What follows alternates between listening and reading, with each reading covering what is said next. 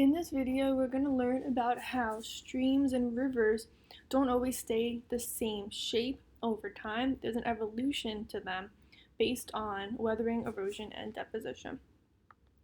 To start, I just want you to have something to think about as we go throughout this whole topic. On a running track, especially around a curve, there is always an outside lane and an inside lane. The outside lane is the larger curve, the larger distance you need to run, while if you take the inside lane, there's a shorter distance that you'll need to run. If you are running a race, let's assume both people start on the track at the same point. As you go around the curve, the person on the outside lane is going to have to run faster in order to win the race because they have a larger distance, a larger curve compared to the person on the inside lane. So I want you to keep that in mind as we go throughout the rest of the video and this lesson. Now this is relevant, talking about curves on a track, because rivers also can develop these curves that we specifically call meanders. So meanders develop at the bottom of hill slopes, and they must develop on flat land, also known as plains. So you're not going to see a meander on a steep slope in a mountain. You're going to see them at the bottom of that hill slope on flat pieces of land, and a meander is where the river has all these different curves. So here's an example of a meander, and I also have arrows indicating the outside and the inside of the curve, just like we have on a track with the outside and the inside lane. As you go around this curve, the outside part of the curve has a larger distance than the inside curve. Now, you might not think of it like this, but streams can have different stages of development. You can kind of think of them as different ages. A young stream that formed recently is going to have a really steep slope, but you also can see at the top the young stream doesn't have a lot of bend. It's pretty straight and narrow. As the stream becomes more mature, as it increases in age, you can get more meanders to develop, and the oldest streams have the most meanders and the sharpest curves to them. Just here's another example of a cartoon. A young stream is relatively straight and narrow. Over time, if a stream has meanders, you can determine that it's more a mature stream. Now I want you guys to make sure when you see this in your notes today with the paperclip, meander is going to be one of our features that we put into our Freyer diagrams. So all the information you see here is also provided in your notes, and you can put that into that ongoing assignment titled Freyer Diagrams, Erosional Features. And the sketch of the meander will also be provided to you. Here's going to be a short video just showing you how these different meanders can develop over time due to erosion and deposition. All it takes to turn a straight stretch of river into a bendy one is a little disturbance and a lot of time. And in nature, there's plenty of both. Say, for example, that a muskrat burrows herself a den in one bank of a stream. Her tunnels make for a cozy home, but they also weaken the bank, which eventually begins to crumble and slump into the stream. Water rushes into the newly formed hollow, sweeping away loose dirt and making the hollow even hollower, which lets the water rush a little faster and sweep away a little more dirt, and so on and so on. As more of the stream's flow is diverted into the deepening hole on one bank and away from the other side of the channel, the flow there weakens and slows. And since slow-moving water can't carry the sand-sized particles that fast-moving water can, the dirt drops to the bottom and builds up to make the water there even shallower and slower, and then keeps accumulating until it becomes new land on the inside bank.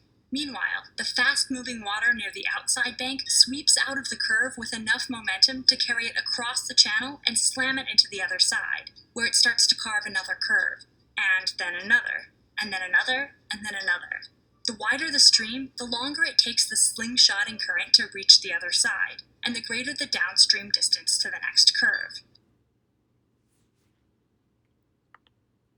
So what I want to do here is show you how this process works. It is a cartoon visual. So here I have a meandering stream, and there's actually two different curves to this stream.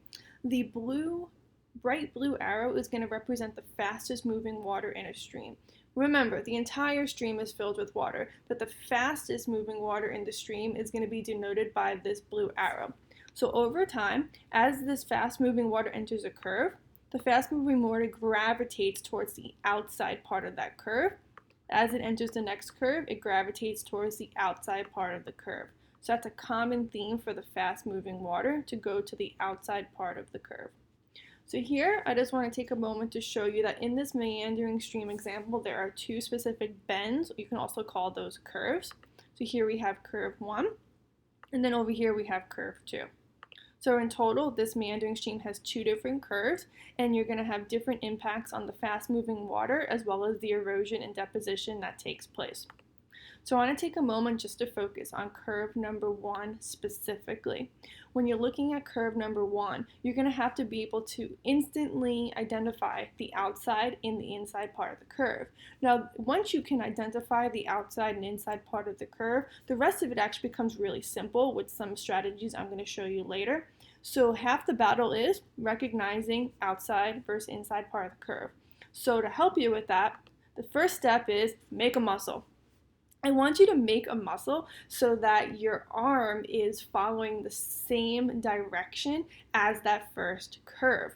When you make a muscle, you can easily identify the outside part of your arm and the inside part of your arm, which is going to also relate to the outside and inside part of the curve. Because if you take this same muscle and you match it up to curve number 1, you can see that where your elbow is pointing is the outside part of the curve, and on the inside part of your arm and muscle is the inside part of your curve. So make a muscle, and that can hopefully help you determine this first step. Now, if you remember from the video, as well as the animation where I showed you the fast-moving water gravitates to the outside part of the curve. Because if you remember, just like on a track, if you're in that outside lane, you're going to have to run a lot faster in order to win the race. So you have fast-moving water on the outside, which means you have slow-moving water on the inside. So now I need you to think about erosion and deposition in general.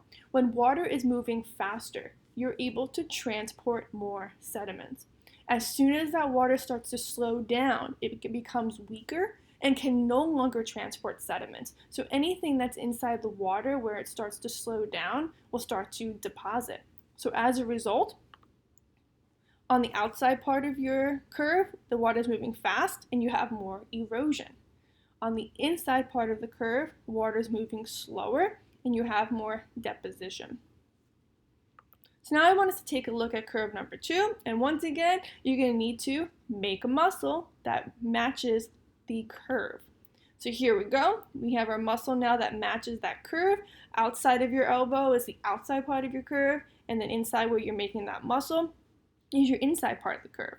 So if you can see how that works for curve 2, we can easily identify the outside and the inside part of your curve. Now, just like before, anytime you have the outside part of your curve, that's where the water is going to be moving the fastest. Because if you're on the outside lane of a track, you have to run fastest in order to win the race. So here we go again. On the outside, the water is moving fast. On the inside, the water is moving slow. And the same thing happens for erosion and deposition. Water is moving fast on the outside. You can have more transport, more erosion of sediments. Slower moving water is weaker. It's going to have more deposition. The sediments are going to start to drop. So what I want to do now is look at curve 1 and 2 together so we can come up with a general relationship between these two. So what I did was I highlighted the first letter in each term so that we can come up with an acronym.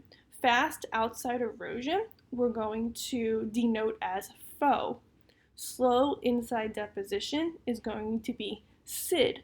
The acronym here, SID-FO, is going to help you always remember where the water is moving slower and where you have more deposition. That's going to be on the inside lane. So SID, slow inside deposition. FO stands for fast outside erosion. So if you can just identify the inside and the outside part of the lane, and if you could remember SID and FO, you will always know where you have your slow and fast water and where your deposition and erosion is taking place. I just want to take a time to show you guys another example. So here we have another meandering stream, but the curves are going in different directions than we showed in the previous example. So the first step, of course, is make your muscle. On the outside part of your curve, where your elbow is pointing, you have fast outside erosion, and then you have slow inside deposition on the other side. As we go into the other curve, you make your muscle to match the shape of the curve, and we can easily identify our fast outside erosion and slow inside deposition locations. So now, one last piece of information that we need to know is how to draw the profile of a stream. If you remember when we did topographic profiles, we learned how a profile represents what the land is doing, whether the land is in the shape of a valley or the shape of a mountain or a hilltop. What we don't realize is at the bottom of a stream, there's also rock and land, and that rock and land also has a profile. Just kind of like going into an in-ground pool, you have a deep side and a shallow side. Same thing with streams. You have a deep part of a stream and a shallow part of the stream, and it's all directly related to the outside and inside part of a curve. So take a look at this snapshot of the video.